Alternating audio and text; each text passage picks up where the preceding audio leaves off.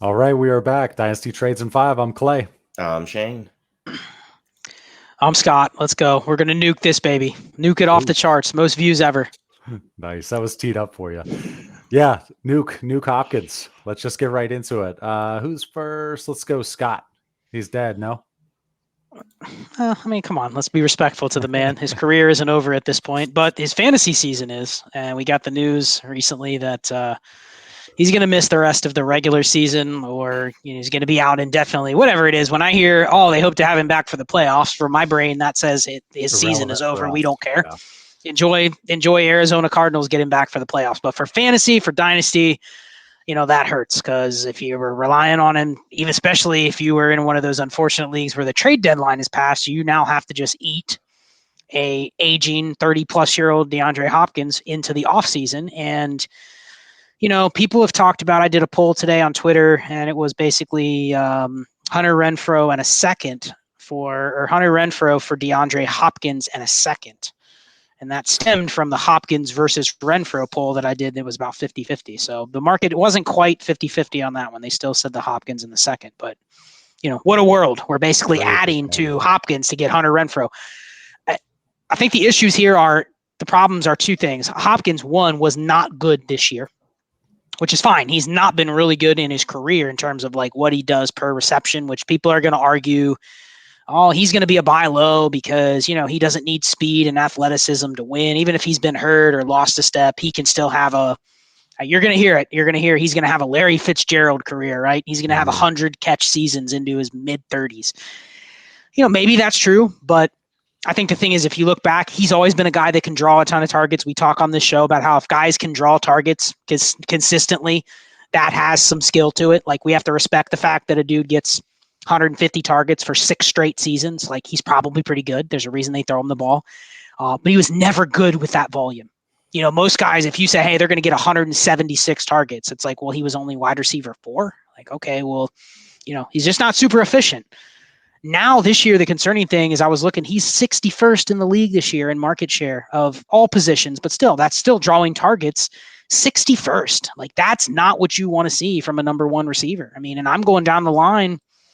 I'm sure we'll get into some trades, but like Shane, I'm sitting here going like, there's guys outside the top 30 that I might want over him. And that's just because I think his value's going downhill, but I think his game's going downhill too. Yeah, it's hard to argue with that. So I make fun of Michael Thomas a lot, right?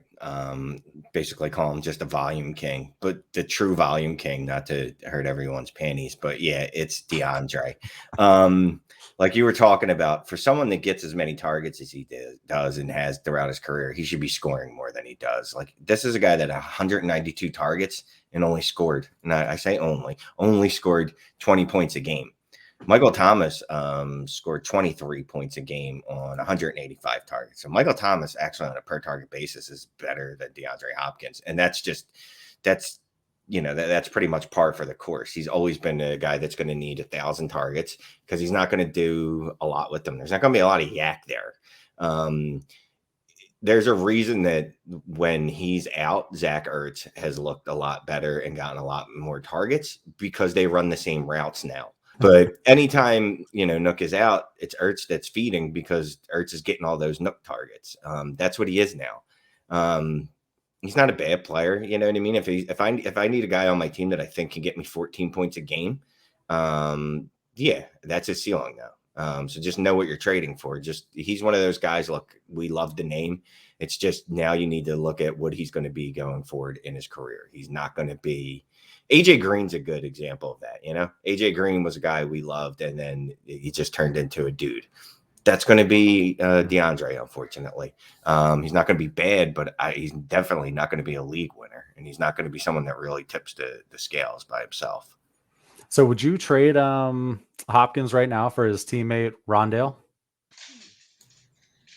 Can I get a different more?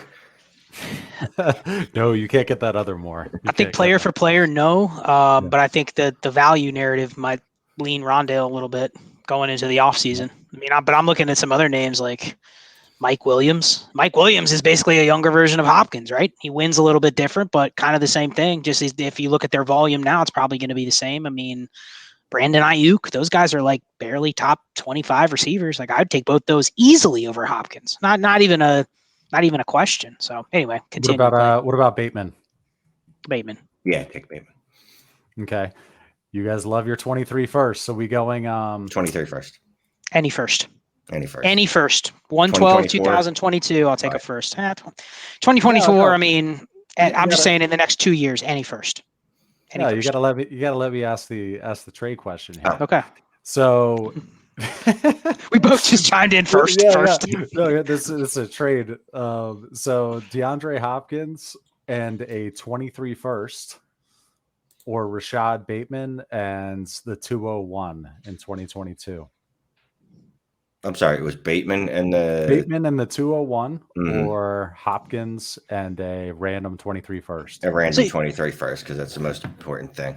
So you just baited us into asking Hopkins versus Bateman, and then you just sweetened it by bumping the value up on the 23 first for the 201 a little bit. Yeah. Clay, you're making it tough. I gotta go Dynasty trades in 5 because it's 9 o'clock. Yeah, I would go. Give me the 23 first side. I'll take the nuke side there and worry about the rest.